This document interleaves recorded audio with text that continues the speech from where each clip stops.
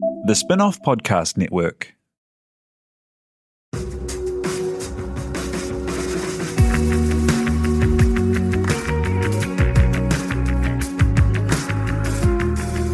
You're listening to Business is Boring, a podcast that reckons it's anything but. Business is Boring is brought to you by SparkLab, offering inspiration and practical advice to help businesses find their edge. To hear more about SparkLab, including details about the latest events, workshops, and business tools, visit sparklab.co.nz. And now, here's your host, Simon Pound.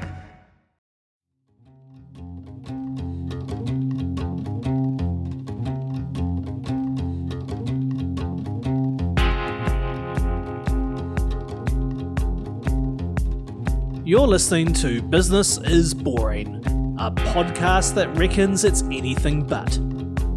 Business is Boring is made by the Spinoff with help from Callaghan Innovation.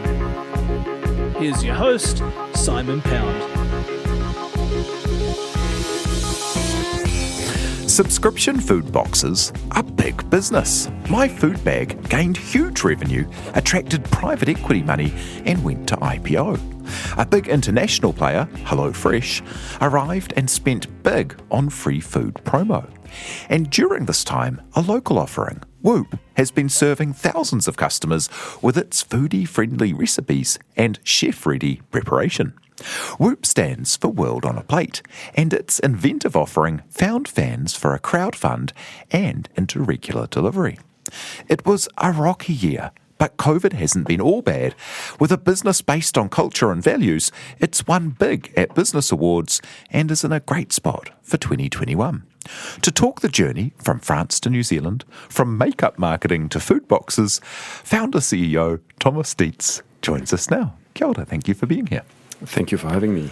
Hey, so first up, tell me how you came to be in New Zealand, and tell me about working with, one of the great names in cosmetic marketing, L'Oreal. I started my career. I graduated as an engineer. My mind was not really into engineering, but I think my parents pushed me to do engineering school because they were free in France, while business school were costing quite a lot.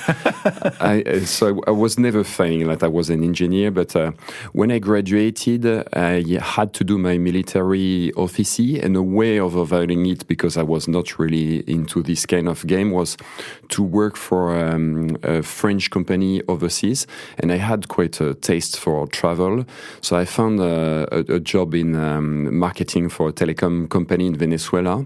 And while I was waiting to receive my visa, I started working for a small startup, and I made a mental note because I had such a great time that I wanted to become an entrepreneur. So I went to Venezuela. 2 years after, there was a big economical crisis in Venezuela and a coup. So I came back to France, and I joined L'Oreal. And I was really lucky because after 9 months there, they were selecting a handful of young engineers that were working quite often, quite secretly, on some large M&A acquisition of the group, and they needed some young engineer to do lots of work. So there was lots of exposure, lots of travel. At the time, the group was buying lots of companies in China. So I spent lots of time in China, in Japan, in Korea, and I was, because I was speaking Spanish, going a lot to South America as well, and spent lots of time in Brazil. And I had a great time. I was 25 years old, single, living the dream. But after a few years, my wife, who I met in Venezuela, so my girlfriend at the time decided to join me and live with me in Paris. The problem is that I was spending 3.5 weeks per month traveling. So I asked L'Oreal to find me a fixed position. They sent me to Melbourne. And after 18 months in Melbourne, they told me that it was time to move. So they asked me about my criteria. I told them that I wanted to be at a 12-hour flight from Europe so I could get back for a wedding or a party or something. And that when they told me, we send you to Auckland in New Zealand. So I was wondering first what I did wrong. And but when we arrived in New Zealand, my wife and I, we really fell in love with the country. So we decided to stay. So they try after a year in New Zealand to send me to the Middle East. And I managed to stay in New Zealand. And after 3 years, it was enough. And they were pushing me to take bigger jobs and to stay. And that's where I decided to leave the group. Yeah, wow. And that's so interesting that in France it's either military service or you could go and help to build French companies overseas and kind of, the mercenary service. And that kind of, huge company and landing in New Zealand. Like, what was your impression of New Zealand before you came here, as people who grow up in the heart of Europe and have travelled around so much of the world? Yeah, what was New Zealand in your mind? I didn't know much about New Zealand. I was cliché on rugby, and I come from a family that is big in sailing, so I knew that New Zealand had fantastic sailor. I was seeing a country with lots of ships, being extremely green and environmentally friendly in the middle of the Pacific. I was having all those images of mountains, but I didn't know much before arriving in Australia about Kiwis and the Kiwi spirit mentality, this sense of community, and the great place that New Zealand was. Ah, cool. And then I imagine you would have had some pretty amazing exposure to a lot of different foods and ways of living and kind of the community around food through all of that travel and all of those adventures overseas. What was it that got you into thinking about food boxes in New Zealand? I have always liked eating and cooking, and I think it's quite a lot in the DNA of lots of French people. We grew up and we tend to leave our parents when we are 17, 18 years old, living on our own. So we learn pretty quickly how to cook, and traveling a lot. I had the luck of experiencing lots of different cuisine. So when I left L'Oréal in 2011, I had a friend who had left his corporate job as well, so we got together. It was just at the beginning of the Rugby World Cup in September, so the country was buzzing, and we were thinking, what about doing a pop-up restaurant for during the Rugby World Cup? And the idea was pretty exciting, but fortunately we didn't do that because we thought naively that the streets of New Zealand would be covered of tourists, which was not really happening. People were just coming during the weekend to watch the game to Auckland, and then they were traveling in the rest of the time. So we saw that the supermarket aisles were changing quite a lot in New Zealand, seeing the explosion of gourmet yogurt, for example. So we thought that the fresh, ready-to-eat meal would grow a lot. And when you travel in the UK and you have a look at the supermarket aisles, they have aisles and aisles of different variety of fresh, ready-to-eat meals. So we decided to embark in a journey of doing some fresh, ready-to-eat meals. We had the idea of doing a full international range. We started with a French one initially. So we created a company called Dietz, selling some fresh, ready-to-eat meals. Initially, we were planning to go direct to consumer.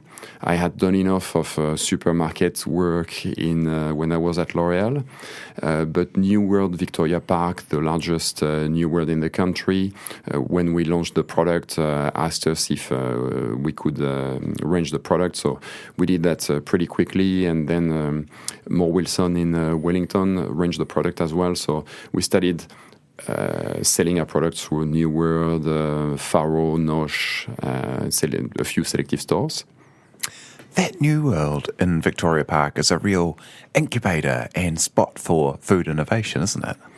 Yes, they're always trying new things and always quite innovative within a company that has its own restriction and complexity because of the cooperative structure. So some owners are extremely innovative, and but to be able to push some innovation through the network, they need to get the agreements of a lot of other owners. And so from doing the prepared meals, what led you to this emerging trend around food boxes? So Tomet was we worked a lot on the branding, on the product, and we really loved the brand and what it was meaning. The challenge that we had not anticipated is that the category was quite small. It was a $7 or $8 million category. We thought that it would grow quite quickly. But it hasn't. There was no player with deep pockets. And being a startup, we were contract manufacturing the production of the meal. So a contract manufacturer was taking their margin. On the other side, the supermarkets were taking their margin as well, with quite often a poor quality of execution, so we needed to be very present and spend a lot servicing those stores. And we were stuck in the middle with very little margin that was quite often disappearing in products that were arriving at the end of their shelf life. We had very short shelf life of 14, 15 days of fresh ready meals. So it's extremely challenging to make the accurate forecast. And how was it for you going from the cosmetic category, which has an extraordinarily low cost of goods and it's incredibly shelf stable, and then going to something that's got a really high cost of goods, really thin margin, and super perishable? Yes, it was quite challenging, and that when sometimes I think the naiveness of young entrepreneurs get into play.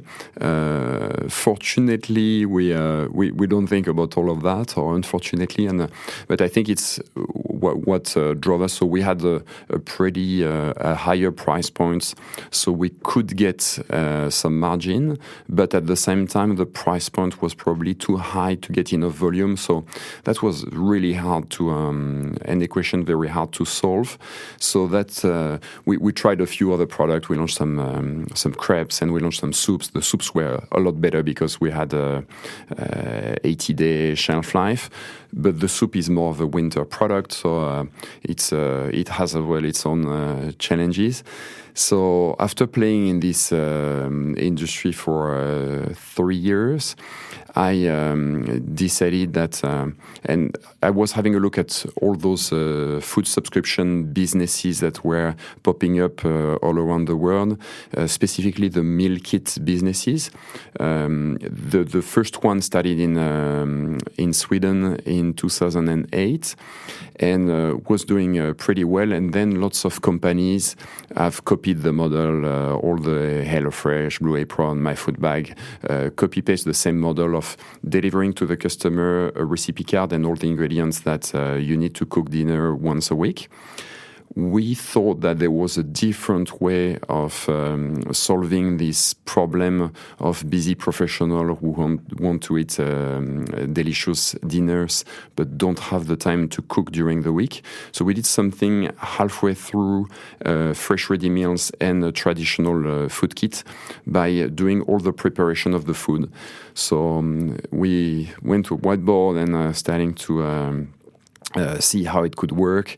Initially, we were trying to get everything under 15 minutes, and then we ended up finding, by doing lots of market validation, that 20 minutes was okay.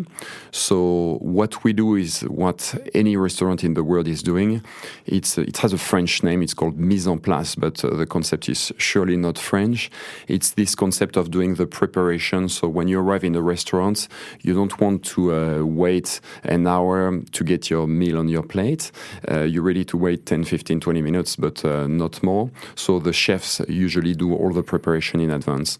So that's what we do. We prepare all the sauces, the dressing. We peel, dice some of the veggies. We even pre-steam some of them. So when it's time to cook dinner, it takes half of the time.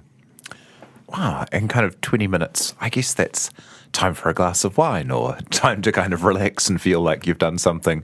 But you don't have to think. You don't have to think about what ingredients you have, whether you have everything, what order to do things in. You just kind of go.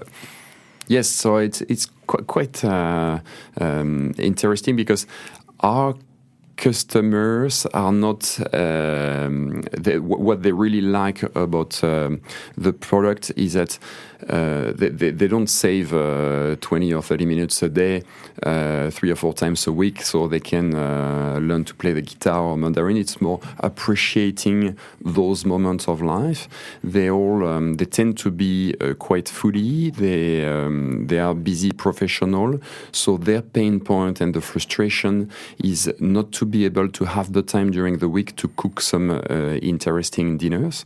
So they appreciate the variety of the meal, discovering some new recipes, getting everything that is pre-sorted. And at the end of the day, after a busy professional day, they don't always want to dive into a recipe with 13 or 14 different ingredients and spending 45 minutes or an hour in the recipe. They're pretty happy to get something exceptional, but in a short amount of time. It's quite remarkable how successful the food box concept has been, hey? Like, I mean, the My Food Bag journey, they were one of the fastest companies to reach 100 million of annual revenue. It's in New Zealand's kind of commercial history. It's phenomenal. Tell me a little bit about what you hear from people about why they have been so successful with people. Like you were saying there, that they can dive into something interesting at the end of the day. But are people, do they have really limited repertoires of things they cook, or are they scared to try to cook new things in case it goes wrong? Or, do people just need that hand-holding to widen what they cook? I think that lots of our customers, they're big foodies. They have tons and tons of recipes at home and lots of cookbooks. It just takes quite a lot of time and organization and planning to be able to cook amazing recipes during the week. I personally am in this case. I love during the weekend to go to the market and plan some recipes. During the week, I just don't have the time. So I think it's solving this problem and bringing some convenience. Solving this problem of variety as well, to be able to provide our own partners and family with lots of variety of meals. And the Kiwi and New Zealand food scene has changed a lot, and we eat so well all across the country. I think over the last 15, 20 years, it's changed dramatically. Kiwis are very well traveled, so they're interested in lots of variety of food. So we're offering that, I think. Tell me about the world part of World on a Plate. As when you launched, I remember the crowdfund and the idea being very much about bringing these cuisines of the world to people in their homes. Is that still a really key part of the offering, or how's it kind of changed over time in terms of what you're providing?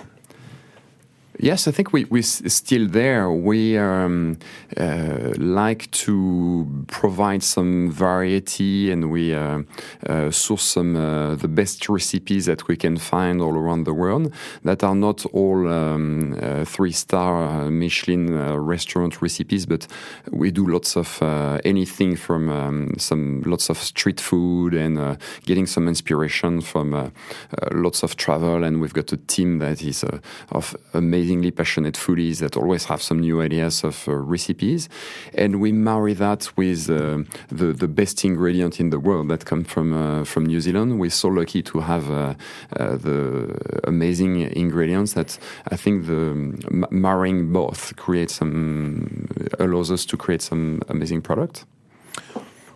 How did you get the business off the ground? As there was that crowdfund to kind of get going, hey? And has that been a really big part in building a community around the business? And yeah, how's it going? That's interesting because initially, when I was stuck between Tomet and Woop, I had spent all my the money and all my savings on Tomet. I think life is always providing some amazing learning. I take it as the challenges of Tomet as a course that I took in the University of Life. That was, and I paid the tuition fee that was quite high at the level of probably how hard my head was at the time. So I arrived totally almost broke with this idea of starting Woop.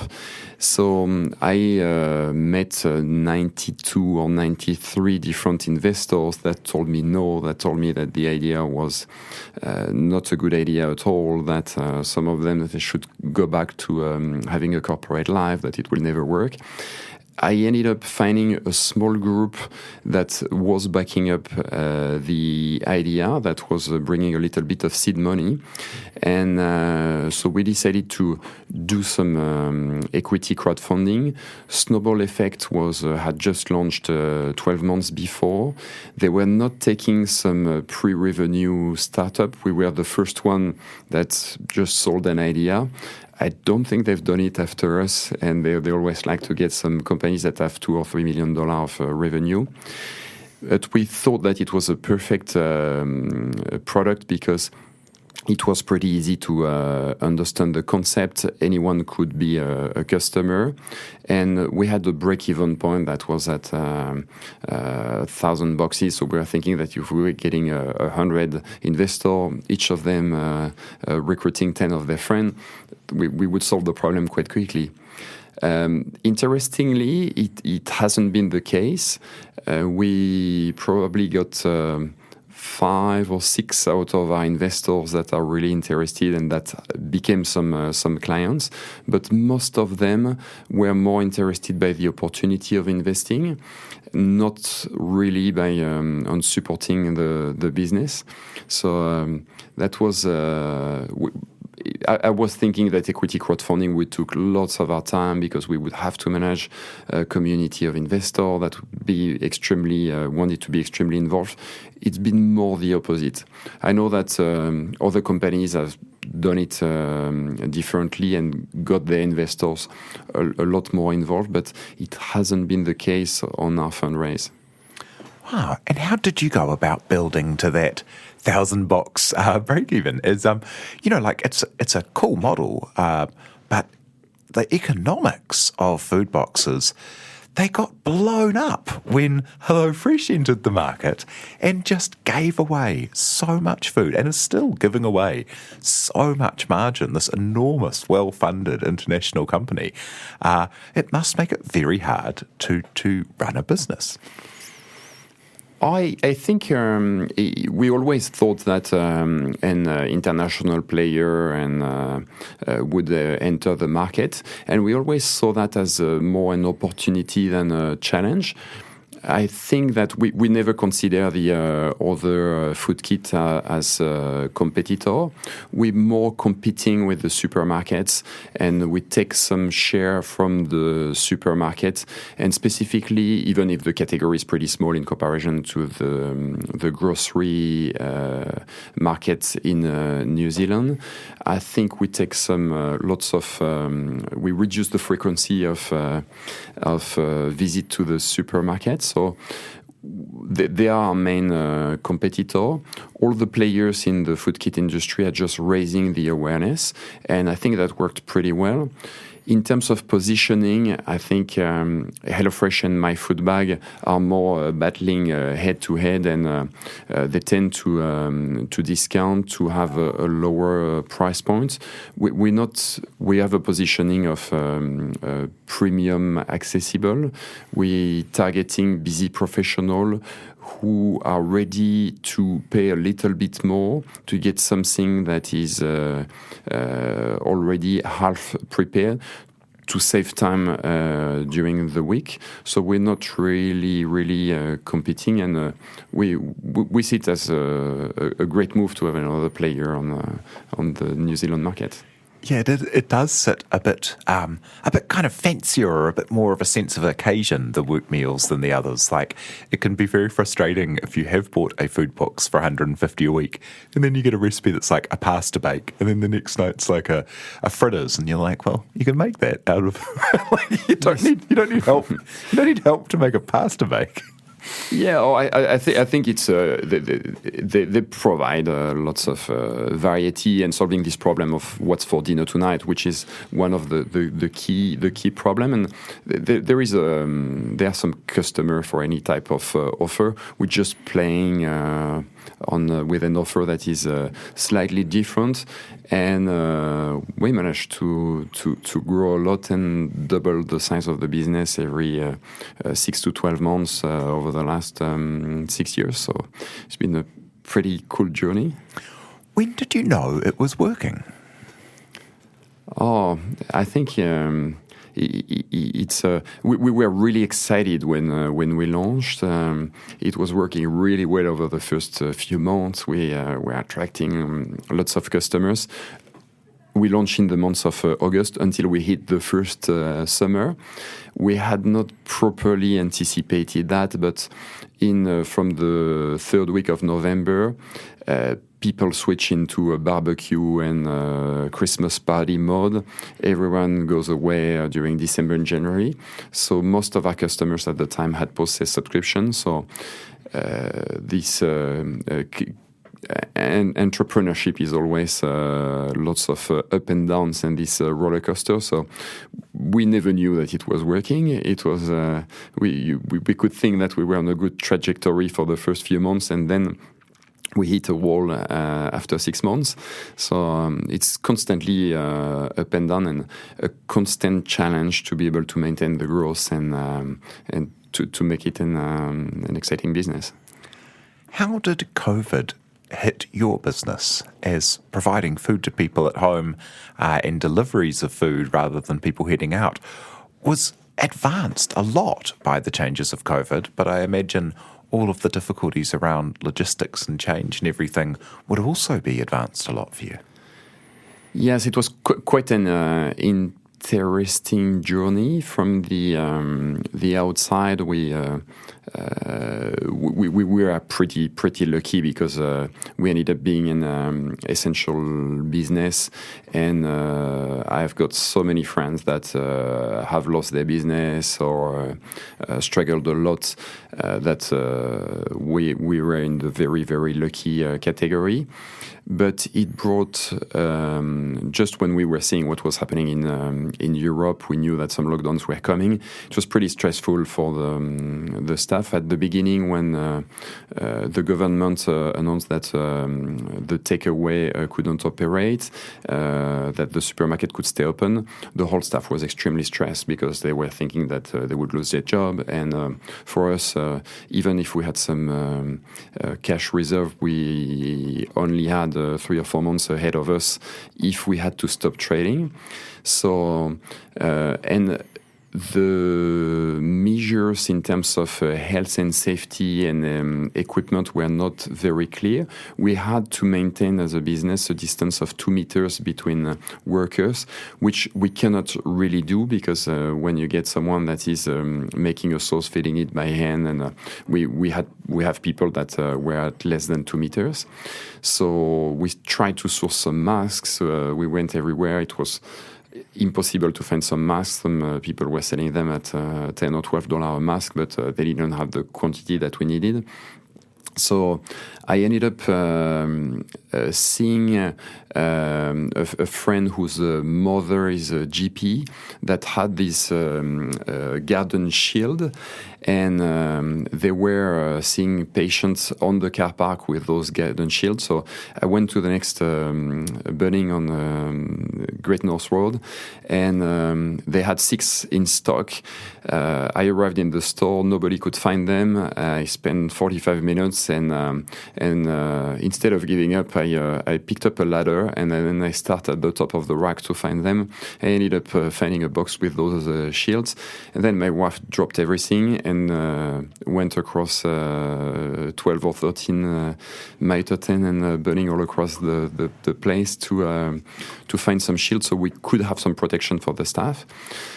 And it's been, we were seeing those health and safety measures as absolutely key to be able to maintain the business. MPI was auditing every business, was asking us what we were putting in place. So we spent lots and lots of time to ensure that our staff were operating in nice, in good conditions. We split everyone in working in 2 shifts with a gap of 1 hour in the middle. We were taking the temperature of our staff,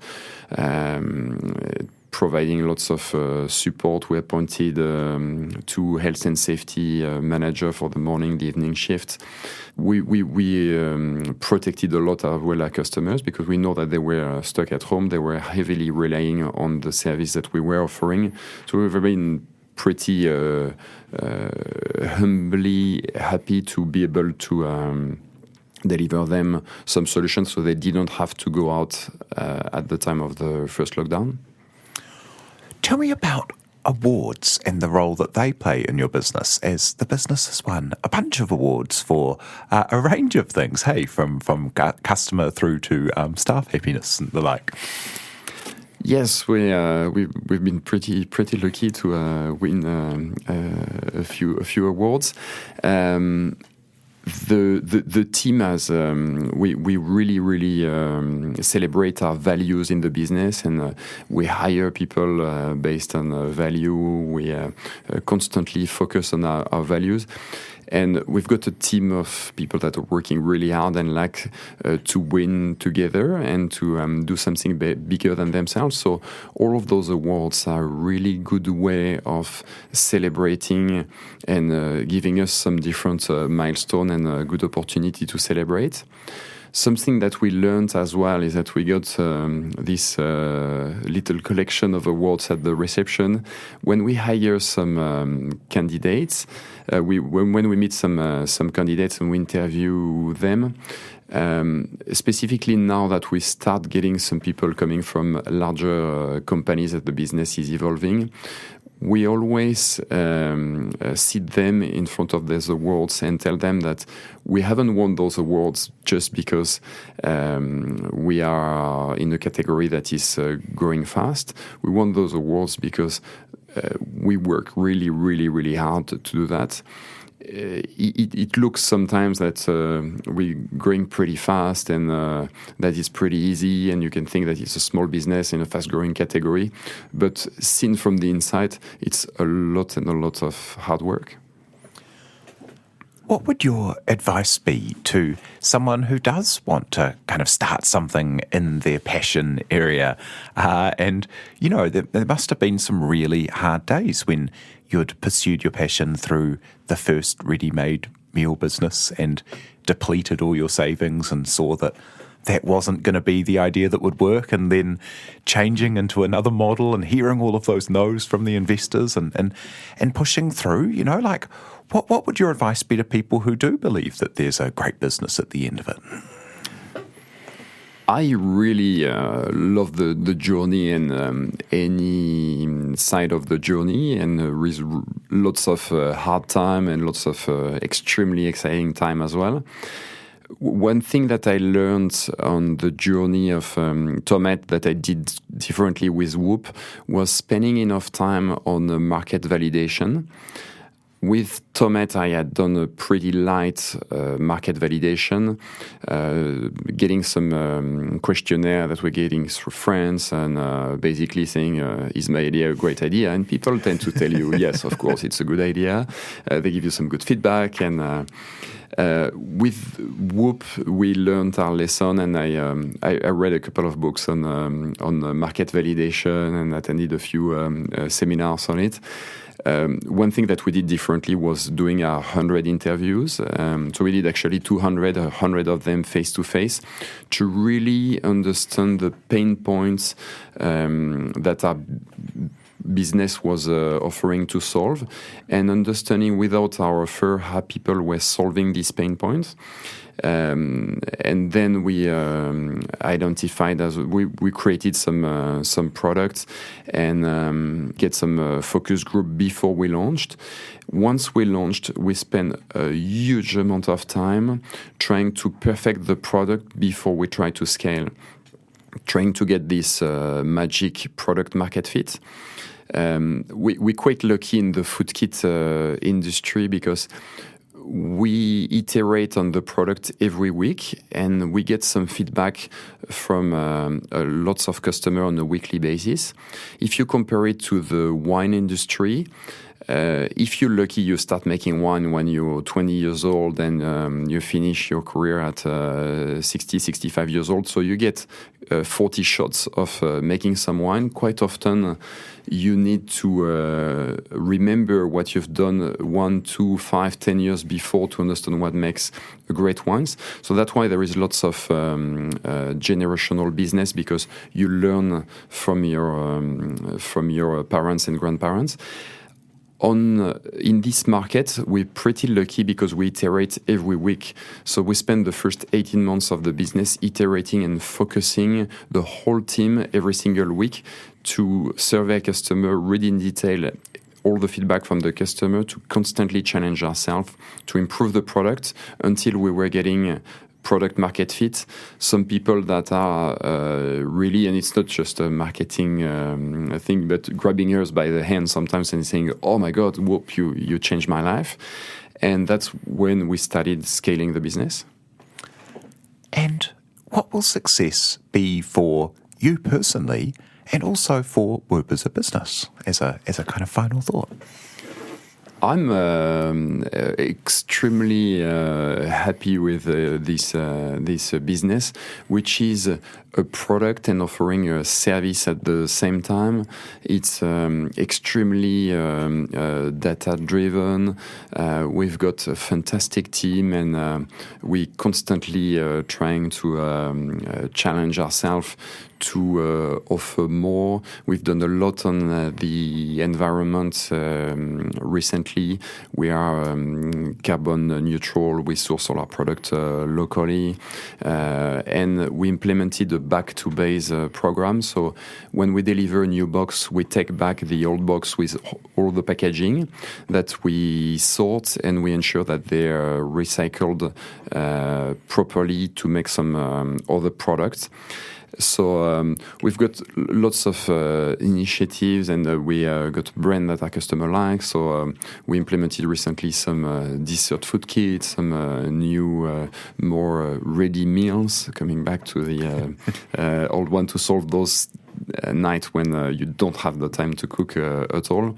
So I'm really, really enthusiastic at the idea of keeping growing, learning, failing a lot, and learning from our mistakes. That's so cool. Well, thank you so much for sharing the story today. That's Thomas Dietz, the founder and CEO at Woop. Kia ora. Thank you, Simon. Thank you very much to Jonathan Pierce for producing, and thank you very much for having us along in your ears and listening. Cheers. You've been listening to Business is Boring, presented by Simon Pound, and brought to you by the Spinoff and Callaghan Innovation.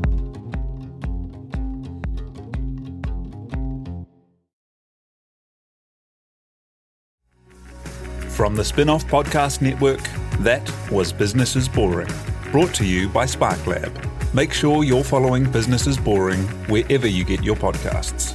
And for more information on SparkLab, visit sparklab.co.nz.